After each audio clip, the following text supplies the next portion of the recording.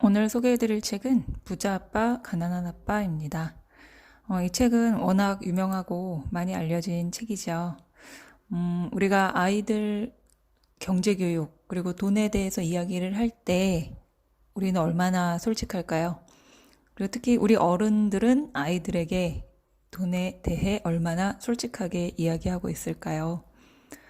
한국 사회에서는 여전히 돈에 대해서 이중적인 태도를 취하는 경우가 많습니다. 마음속으로는 돈 때문에 고민하고 괴로워하면서도 겉으로는 돈은 중요하지 않다라고 말하죠. 특히 자녀들에게는 돈에 대해 솔직하게 이야기하려고 하지 않죠. 우리 집 수입은 얼마고 지출은 얼마인지, 아빠 엄마는 어떤 일을 해서 돈을 얼마나 버는지, 사교육비는 얼마나 들고 있는지, 앞으로 우리 집 재정 상태는 어떻게 될지, 또 언제까지 자녀들을 경제적으로 뒷바라지 해줄 수 있는지, 마치 이런 이야기를 하면 아이들에게 부모의 약한 모습을 보여주는 것 같다라고 생각하시는 분들도 많은 것 같아요. 그래서 대부분 이런 이야기를 솔직하게 꺼내기보다 넌 돈 신경 쓰지 말고 공부나 해. 어릴 때부터 돈 밝히면 안 돼. 부자는 나쁜 사람이고 가난한 사람은 착한 사람이야. 사실 이런 말들이 현실과 동떨어진 발언들이죠. 그런데도 알고 있으면서도 정작 아이들에게 얘기를 하지 않는 경우가 있어요.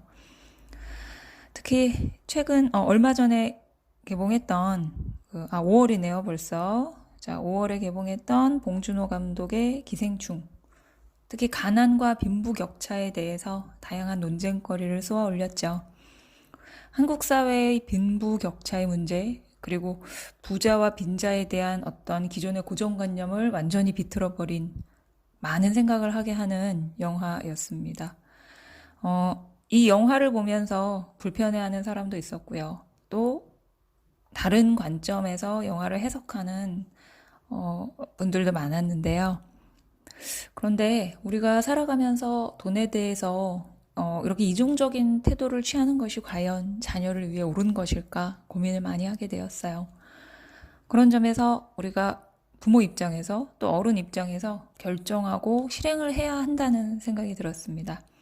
먼저 우리 아이들이 앞으로 어떻게 돈을 다루고 살아가야 할지, 또 어떤 원칙을 지녀야 할지, 아이들에게 어떤 교육이 필요할지, 부모인 나부터 경제 금융 교육을 스스로 어떻게 하고, 그리고 나서 아이들한테 어떻게 교육을 해야 할지 제 스스로도 점검하고 돌아보는 기회가 되었고요. 그래서 제 스스로도 생각을 해봤어요. 나는 돈에 대해 어떻게 생각하는가? 돈을 대할 때 나만의 원칙은 무엇인가? 앞으로 돈을 어떻게 대하고 다룰 것인가? 이런 이야기들을 본인에게 스스로 솔직히 해봐야 되지 않을까라는 생각이 들었어요. 그리고 이제는 아이들과 우리가 살아가는 자본주의 시스템에 대해서 돈에 대해서 더 솔직하게 이야기를 나눠야겠다. 그리고 또 우리가 살아가는 사회 공동체와 함께 내 자신도 성장해 나가면서 정당한 방식으로 돈을 벌고 투자하고, 그리고 멋진 부자가 내 스스로도 되고 아이들 역시 멋진 부자가 되기를 바라는 마음에서 이 부자 아빠와 가난한 아빠를 다시 한번 읽어보게 되었어요. 사실 예전에 읽었었는데 아이를 키우면서 다시 한번 읽어보고 또 다시 생각을 해보게 됐습니다. 그런 점에서는 일단 자본주의에 대해서 냉철하게 성찰하고 이해를 해야 합니다. 물론 자본주의가 가장 완벽하고 이상적인 제도는 아닙니다. 하지만 현실적으로 우리가 자본주의 사회에서 살고 있는 이상 자본주의 시스템을 아이들에게 솔직하고 냉정하게 얘기해 줄 필요는 있어요. 이 책은 초등학생들이 읽기에는 조금 부담스럽지만 중학생, 고등학생 아이들과 읽어보기에는 크게 무리가 없어요. 이미 워낙 유명한 책이고, 정작 또 이 책을 아이들에게 권하는 것을 꺼려 하시는 분들도 계세요. 근데 저는 오히려 이 책을 아이들과 읽고 이야기를 나누는 것이 더 중요하다는 생각이 들었어요. 그런 점에서 이 책에 대해서 이야기를 나누고 중요한 내용들을 좀 추려봤어요. 먼저 중요한 내용은 부자 아빠, 가난 아빠 1권부터 이야기를 드리고 싶어요. 자, 부자들에게서 배우는 6가지 교훈. 1. 부자는 절대 돈을 위해 일하지 않는다. 두 번째, 부자들은 자녀에게 돈에 관한 지식을 가르친다. 자산과 부채의 차이를 알고 자산을 사야 되는데 자산과 부채의 차이는 자산은 내 주머니에 돈을 들어오게 하는 것이고 부채는 내 주머니에서 돈을 자꾸 빠져나가게 하는 것입니다. 그리고 진짜 자산은 특히 내가 없어도 되는 사업, 내가 거기서 일해야만 한다면 그것은 사업이 아니라 직업이 된다. 그리고 진짜 자산이 그럼 무엇이냐? 주식, 채권, 뮤추얼 펀드, 수입을 창출하는 부동산, 어음이나 차용증, 지적재산권에서 나오는 로열티, 그 밖에 가치가 있거나 수입을 창출하거나 즉시 시장성이 있는 것이라고 말하고 있어요. 그리고 세 번째, 부자들은 남을 위해 일하지 않고 자신을 위해 사업을 한다. 네 번째, 부자들은 세금의 원리와 기업의 힘을 안다. 그래서 특히 금융 IQ의 4가지 요소, 바로 회계 지식, 투자 지식, 시장에 대한 지식, 법률 지식이 반드시 필요하다라고 이야기를 하고 있습니다. 그래서 어찌 보면 학교에서 배우는 교육이 이 세상의 전부라고 생각하면 이제는 안 되는 시대가 되었어요. 학교에서 배우는 교육뿐만 아니라 회계와 투자, 그리고 시장, 법률에 대한 지식을 배워나가야 앞으로 사회에 나가서도 부자가 될 수 있겠죠. 자, 5번째는 부자들은 돈을 만든다. 그래서 진정한 투자가가 되려면 다른 사람이 놓치는 기회를 찾고 돈을 조달하는 방법을 알고 또 하나는 똑똑한 사람들을 활용하는 법을 알아야 한다. 라고 이야기하고 있어요. 6번째는 부자들은 돈을 위해 일하지 않고 배움을 위해 일한다. 그래서 성공에 필요한 관리 기술들을 자꾸 배워나가는데 자신이 가지고 있는 또는 앞으로 들어올 현금에 대해서 그 흐름을 알고 현금 흐름 관리, 그리고 시스템을 관리하고요. 심지어는 자신과 가족의 시간까지도 포함해서. 그리고 사람들을 관리하는 법을 배워야 한다. 우리 보통 월급을 받거나 이제 부자들을 위해서 일하는 사람들은 부자들이 자식들에게, 아이들에게 이런 것을 가르친다라는 것을 우리는 생각을 못하죠. 자, 그럼 이번에는 사람들이 부자가 되지 못하는 5가지 이유를 이야기하고 있어요. 첫 번째, 돈을 잃는다는 두려움. 사실 이 두려움은 굉장히 큰데 그 위험과 걱정이 싫다면 차라리 일찍 시작을 해라 라고 이야기를 하고 있어요. 두 번째는 냉소주의. 의심과 두려움 때문에 냉소주의자가 생기고 냉소주의자들은 비판만 하고 반대로 승자들은 분석을 한다고 합니다. 그 다음 3번째는 게으름이에요. 즉 과한 욕심이 아닌 적절한 약간의 욕심과 욕망이 더 좋은 것을 갖겠다는 욕망으로 발전하고 게으름을 피우지 않고 행동하게 만드는데 가난한 사람들은 핑계를 대면서 게으름만 피운다라고 합니다. 4번째는 습관입니다. 그래서 이 로버트 기요사키는 돈이나 시간을 나를 위해 먼저 지불해야 한다라고 이야기를 하고 있어요. 그리고 또 어떻게 하면 추가 수입을 올릴 수 있을지 생각하는 건 체육관에 가서 내 몸을 튼튼하게 만드는 것과 같다. 그래서 부자들은 다들 운동을 체력을 열심히 관리한다고 합니다. 그리고 또 상사, 관리자, 빚쟁이, 집주인 등 다른 사람들이 돈을 통해서 나를 휘두르지 않게 만들려면 좋은 돈 습관을 만들어야 한다라고 얘기하고 있어요. 그리고 사람들이 부자가 되지 못하는 5번째 이유는 바로 거만함이라고 합니다. 즉, 자신이 어떤 분야에서 무지하다는 것을 깨달으면 공부를 해야 하는데 그런 건 알 필요 없어. 난 다 알고 있어. 라는 거만함 때문에 결국 발전하지 못한다라고 합니다. 자, 그럼 도대체 사람들이 부자가 되기 위해 갖추어야 할 10가지 힘은 무엇일까요?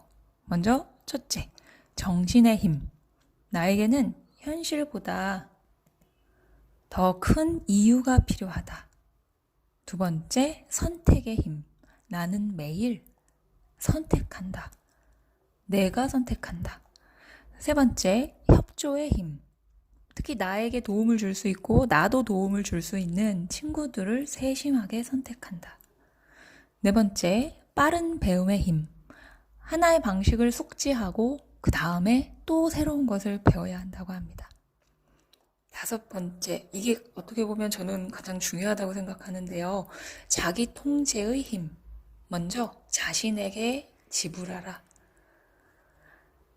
그렇다고 해서 쓸모없는 물건을 사거나 낭비를 하라는 이야기가 아니라 한정된 자원인 돈과 시간을 자기 자신을 성장시킬 수 있는데 가장 적극적으로 쓰라는 이야기예요. 자, 여섯 번째는 좋은 조언의 힘. 그래서 나에게 도움을 줄 수 있는 실력과 능력을 갖춘 중개인들에게는 잘 지불해야 합니다. 일곱 번째, 공짜로 무언가를 얻는 힘. 즉, 인디언식 주기를 하라. 너무 인색하게 굴지 말고 상대에게 뭔가를 줘야만 내가 받을 수 있다라는 그 마인드를 가져야 된다고 합니다. 8번은 초점의 힘. 바로 자산을 사라. 자산이 사치품을 산다. 즉, 내가 버는 월급이나 노동을 해서 버는 소득으로 사치품을 사는 건 어리석은 짓이고요. 내가 일하지 않아도 자산이 돈을 벌어서 들어오는 수입, 그 수입이 충분할 때만이 사치품을 살 수 있다라고 이야기하고 있어요. 자, 9번은 신화의 힘. 바로 영웅이 필요하다. 내가 본보기로 삼을 수 있는 롤 모델과 영웅을 정해서 그 영웅의 길을 따라가도록 해야 한다. 자, 10번은 주는 것의 힘. 그래서 내가 베풀고 또 내가 알고 있는 것을 다른 사람에게 자꾸 나눠주고 가르쳐 줘야만 나에게도 돌아오고 나도 받을 수 있다. 라고 얘기하고 있어요. 자, 이 책의 마무리 말에 인상적인 문구가 있었어요. 이러한 그 현실의 자본주의의 현실, 그리고 이제 현실적으로 부자가 되기 위해서 준비하고 노력한 후에 우리 아이들이 세상을 준비할 수 있게 해줍시다 라는 말로 책을 마무리하고 있는데요. 이 책을 읽으면서 또 정리를 해보면서 제 자신을 되돌아보게 됐어요. 부모인 내 스스로의 자산은 얼마인가? 나는 돈에 대해, 금융과 경제에 대해 얼마나 알고 있을까? 또 나는 아이들에게 부자 엄마일까요? 가난한 엄마일까요? 자, 그런 걸 냉정히 따져보니까 왠지 씁쓸해졌어요. 열심히 살아온 것 같은데 정작 기대 이상만큼 자산을 모으지 못했고 자산을 불리지 못했던 것 같아요. 또 우리 한국적인 현실에서 아이들에게 공부를 아예 하지 말라고 할 수도 없죠. 아이들 입장에서는 당장 해내야 되는 학습은 현실이니까요. 또 거기에 들어가는 사교육비도 아깝기는 하지만 또 아예 안 쓸 수도 없고요. 근데 한편으로는 힘들게 공부를 해서 대학을 가고 대학을 졸업해도 현재의 교육 시스템에서는 대부분 월급에 목숨을 걸 수밖에 없는 봉급 생활자로 살아가게 되죠. 더군다나 창업과 투자에 대한 경험과 교육이 거의 없는 상태에서 퇴직을 하고 그때 사업을 하거나 투자를 하면 대부분 실패하게 돼요. 우리 부모님 세대도 그랬고 지금 우리 세대도 그렇고 그렇다면 그것을 보고 배우고 자란 우리 자식들도 결국은 그렇게 될 가능성이 높죠. 저는 중고등학생 아이들을 키우는 학부모 입장에서 이 고민과 갈등이 생기는 지점이 바로 이 지점이고요. 이 점은 대한민국 모든 학부모님들의 딜레마일 거예요. 사교육을 아예 안 시킬 수도 없고 현재의 대학 입시 체제에선. 그래서 그나마 제가 정말 그 타협점을 찾았다면 아이들에게 성적이 중요하기는 한데 성적에 너무 목숨 걸지 말고 주변과 세상을 보는 눈을 키워줘야 되겠다. 요 다짐 정도에서 어떻게 보면 정말 그 초라한 결론을 내렸어요. 그리고 학교 성적만이 아니라 그 스스로 살아갈 수 있는 자신만의 능력을 키워라 라고 계속 얘기해줘야겠다는 생각도 들었어요. 그러려면 이 부자 아빠 가난한 아빠의 부자 아빠처럼 부모가 먼저 행동하고 변화하는 모습을 보여줘야 되겠죠. 조금씩 계속해서 꾸준히 공부하고 투자하고 일을 만들어 나가고 실행해 나가는 모습을 보여줘야 아이들이 그 모습을 배우고 자랄 거예요. 그리고 어릴 때부터 창업과 투자에 관심을 가지고 조그맣게라도 도전하고 또 실패해도 된다. 시행착오도 거쳐봐라. 물론 한국적인 상황에선 사람들이 실패를 크게 할 경우엔 다시 회복하기가 힘든 경우가 많죠. 그래서 어떻게 보면 더 일찍 시작을 해야 되고 시행착오를 겪어가면서 그 소중한 경험을 쌓을 수 있을 것 같아요. 그래야 정말 나중에 진지하게 사업과 투자를 할 때, 나이가 더 들어서 할 때 실력을 발휘할 수 있을 거라는 생각이 듭니다. 그러니까 정말 어렵죠. 그래도 안 할 수는 없다는 생각이 들었어요. 우리 아이들의 미래가 달려있으니까요. 다시 한번 아이들이 세상을 준비할 수 있게 해줍시다.